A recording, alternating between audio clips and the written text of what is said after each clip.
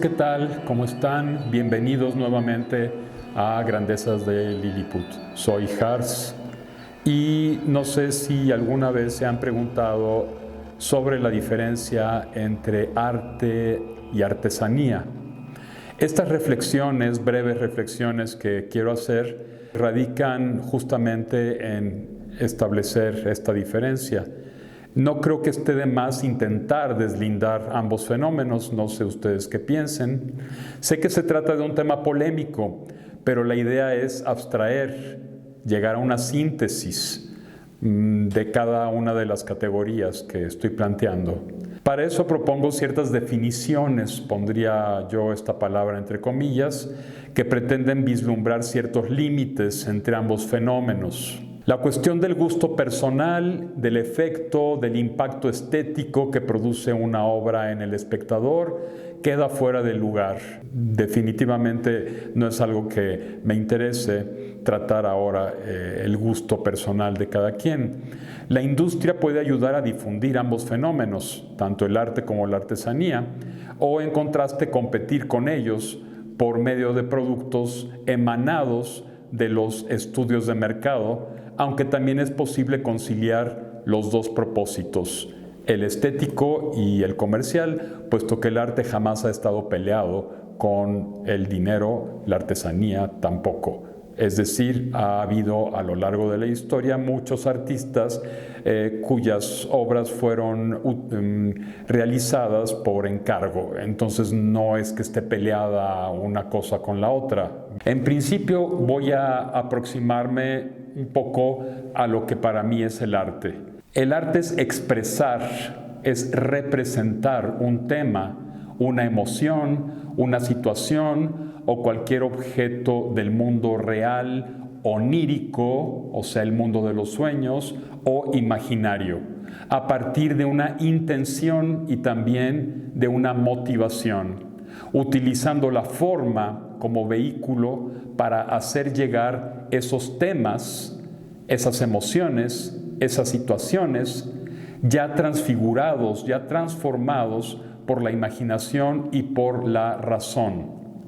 Hacer llegar esos temas ¿a quién? Pues al lector, al espectador, de un modo eficaz, de un modo verosímil. En esta definición que acabo de hacer destaco los prefijos ex, que en latín significa fuera de, y el prefijo re, que significa volver a. El arte es entonces único e insustituible porque expresa y también representa algo. No presenta, una cosa es presentar, por ejemplo, lo que hacen los periodistas, lo que hacen los historiadores a veces, aunque también representan, lo que hace el reportaje, lo que hace la nota roja o cualquier tipo de periodismo es presentar. Aquí está, pasó esto, ocurrió esto.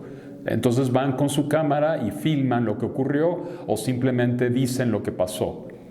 No están representando, están presentando las cosas tal como fueron con veracidad. Y entonces, pues el lector lo que está viendo es una verdad, no es algo verosímil o algo semejante a la verdad, sino es una verdad que está pasando allí o que pasó allí.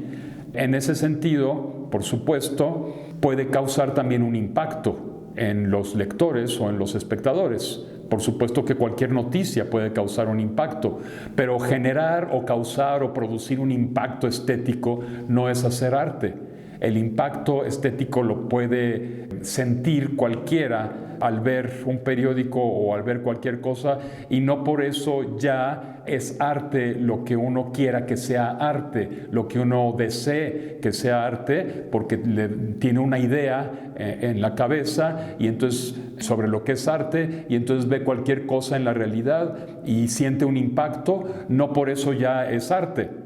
Arte, hay que recordarlo, y lo dice muy bien Alfonso Reyes, lo dicen muy bien todos los grandes teóricos, arte es técnica, es habilidad para hacer algo, es habilidad, es técnica para representar las cosas, representar, volver a presentar de una manera distinta, de un modo totalmente diferente o variable respecto de la realidad en la que se basó, en la que se fundamentó.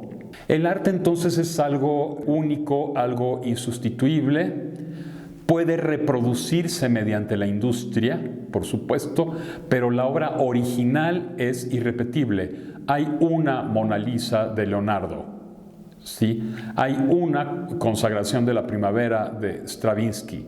Ya lo demás son interpretaciones que se pueden hacer de esas obras. Las interpretaciones también pueden ser un producto de una sensibilidad, es decir, Oscar Wilde hablaba también del crítico como artista.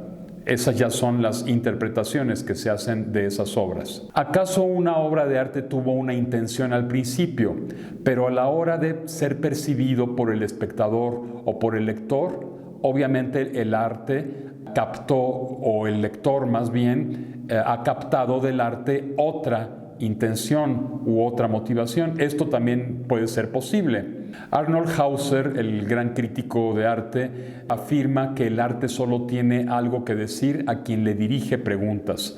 Para quien es mudo, el arte es mudo también, lo que se relaciona con el problema de la interpretación y del impacto estético que una obra causa a determinado lector o a determinado espectador, pero también se relaciona con su competencia cultural. Cada uno de nosotros tiene diferente competencia cultural porque cada uno de nosotros tiene una educación distinta, una educación estética también diferente.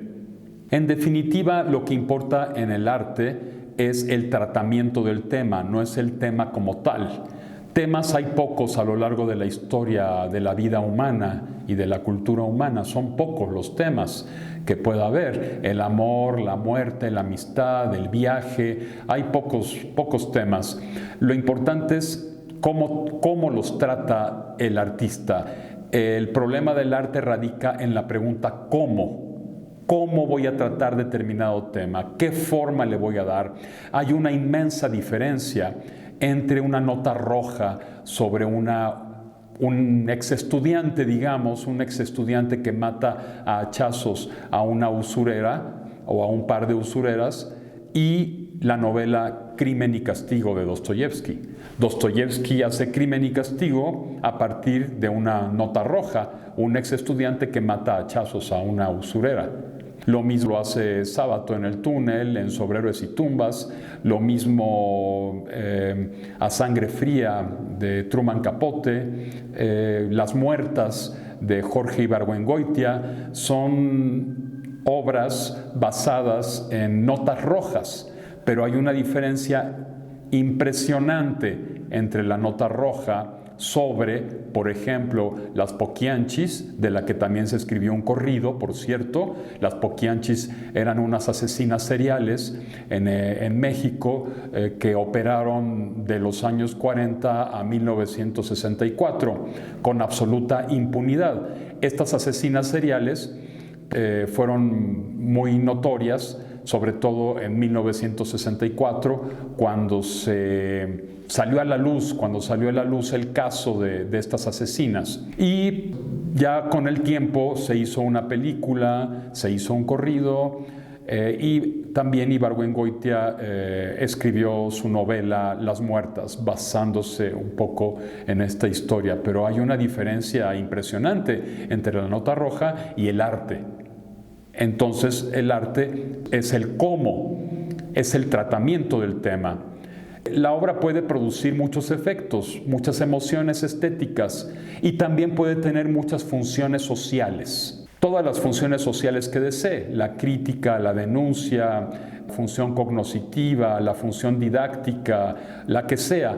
Pero para que sea arte debe tener en principio una función estética. Entonces, una obra puede producir todos los efectos que queramos, sin importar si son o no captados por alguien. El horror también, el llanto, la risa, el desconcierto, la excitación, el asco, el miedo, la angustia, hasta la indignación. la crítica también a un modelo de conducta, a una actitud política, también el conocimiento de algún hecho histórico o actual, de alguna tesis o postura ideológica o filosófica, etcétera, etcétera. Todo eso puede caber en el arte y en la literatura. También puede darse el caso de que, por ejemplo, la motivación original del artista se pierda y entonces ya no se conserva esa motivación original, se pierde. Pero lo importante es que la imaginación y la razón, que son los dos ingredientes fundamentales para hacer arte y también los dos ingredientes que mueven la cultura entera, y cuando digo cultura me refiero al ser humano, porque cultura significa cultivo, es cultivar algo. Entonces, la imaginación y la razón siempre al servicio del fondo y con la conciencia de que fondo y forma es lo mismo, esta imaginación y esta razón intervienen a fin de lograr una forma adecuada para expresar el fondo que se desea. Pero el fondo es el mensaje, simplemente es el mensaje.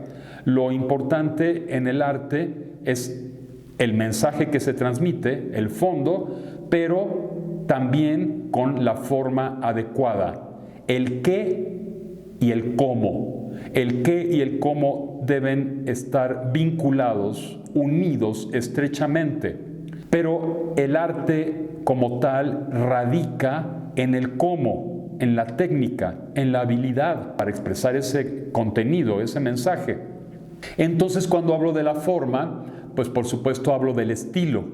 El estilo al mismo tiempo es el reflejo de una subjetividad, el reflejo de un temperamento, el reflejo de una psicología, pero también es producto de una serie de procedimientos, de técnicas, de recursos adecuados al tema al que yo me estoy refiriendo como artista. Es decir, uno debe escoger los recursos, el procedimiento y la técnica adecuados, es decir, que se adecuen al tema determinado, y ahí darle al tema un tratamiento distinto que a veces puede tener el sello del autor y a veces no. A veces puede ser un arte que imita a otro artista o puede tener un sello personal. No hay nada absolutamente original, es imposible, la originalidad absoluta es imposible, no, sencillamente no existe.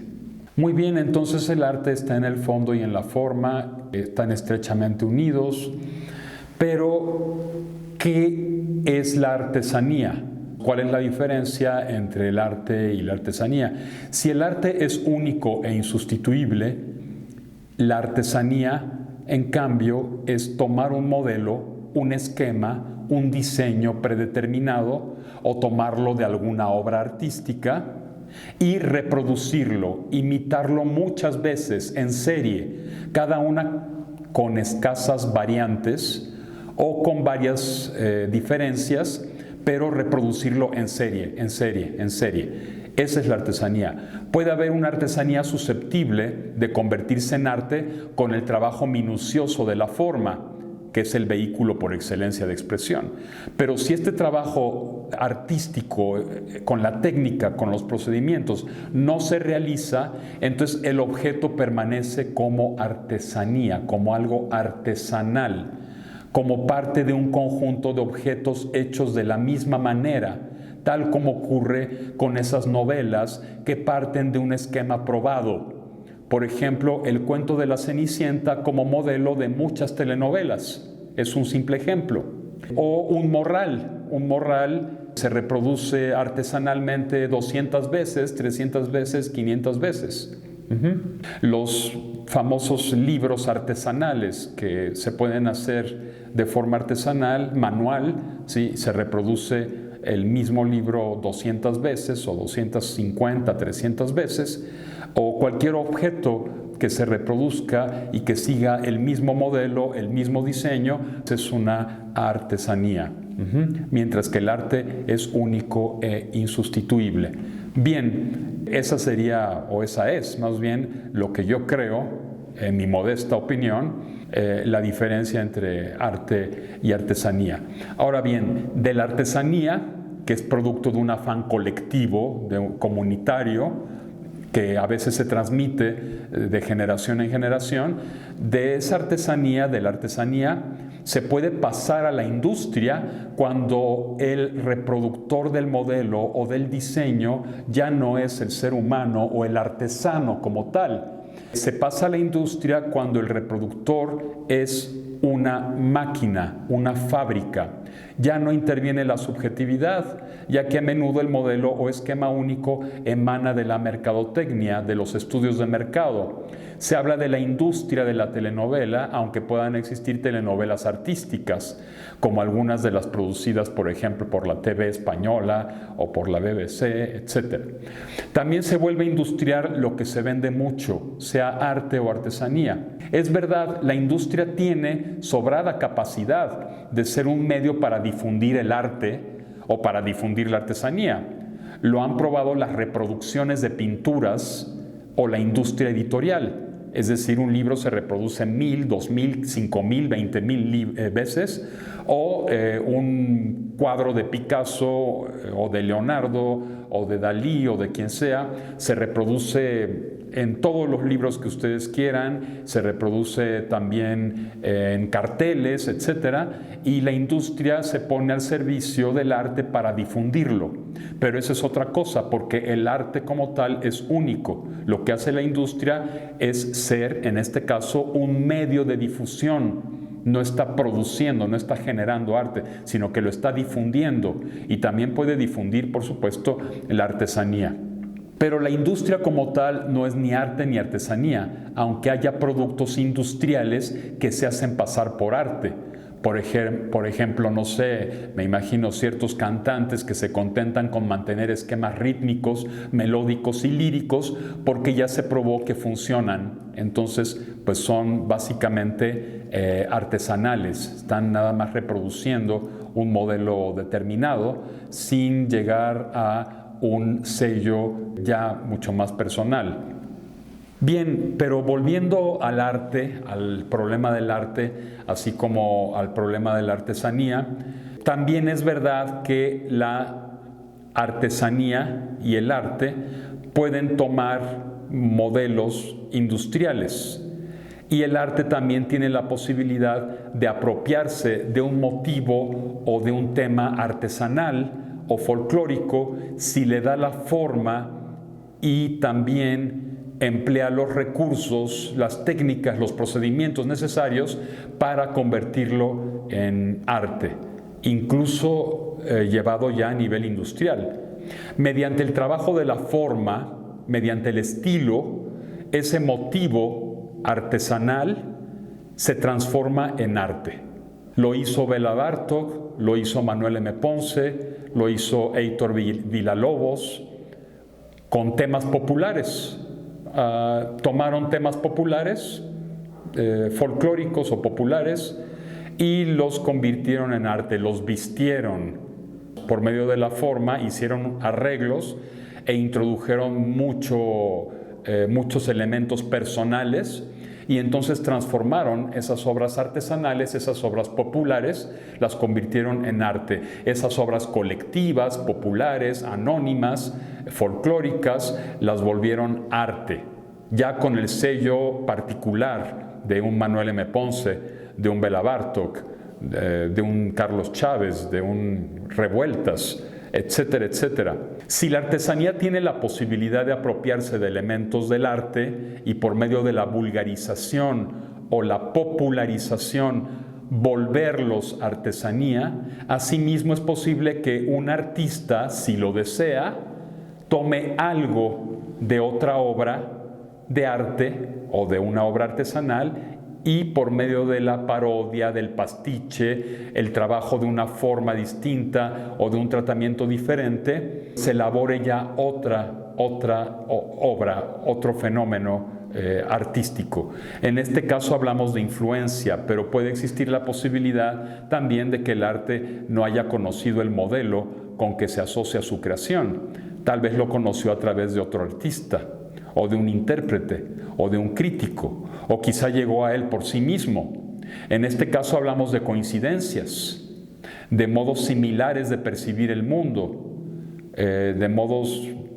de sentimientos afines, podríamos decirlo en esos términos. Es mejor, yo creo, hablar de contextualidad pictórica, contextualidad literaria, contextualidad arquitectónica, gastronómica, escultural, dancística, cinematográfica, para agrupar obras similares. Todas ellas parten de un architexto, que es algo abstracto, a lo que se refiere Gerard Genette, por ejemplo, un fenómeno que no existe en la realidad. Se parte de un architexto, y ese architecto, que es algo totalmente abstracto, genera una tendencia, una corriente, ya sea una corriente temática o una corriente estilística, y hay por eso obras similares, obras artísticas muy similares, aunque los artistas no se hayan conocido o no hayan tenido contacto con sus obras jamás. Incluso pueden ser artistas de periodos o de épocas diferentes, pero tienen una manera muy semejante de percibir el mundo, de percibir la realidad. Pues bueno, con todo esto que acabo de decir, no pretendo ejemplificar tampoco o referirme a casos concretos. Me ocuparía mucho tiempo, mucho espacio referirme a casos concretos. Esta evocación de telenovelas, de cantantes, de algunos compositores, del nacionalismo musical, fue necesaria para aclarar un poco algunas ideas. Pero el objetivo de lo que acabo de decir, desde que me refería a las diferencias entre arte, artesanía e industria, fue solo abstraer, sintetizar un poco. Los ejemplos pueden surgir por millones y por millares, y también de cada caso propuesto puede surgir una gran cantidad de ejemplos. Y bueno, si algún ejemplo no se adecua a los casos descritos, me aventuro a afirmar que no pertenece a ninguna de estas tres categorías, ni arte, ni artesanía, ni industria. Ya serán objetos de la realidad cotidiana que, sin embargo, para algunos podría ser arte, pero en realidad no lo es. Eso es pseudoarte. ¿Tú qué opinas? Si te gustó este video, dale me gusta. También te invito a que te suscribas a este canal y actives las notificaciones. Hasta luego, hasta la siguiente.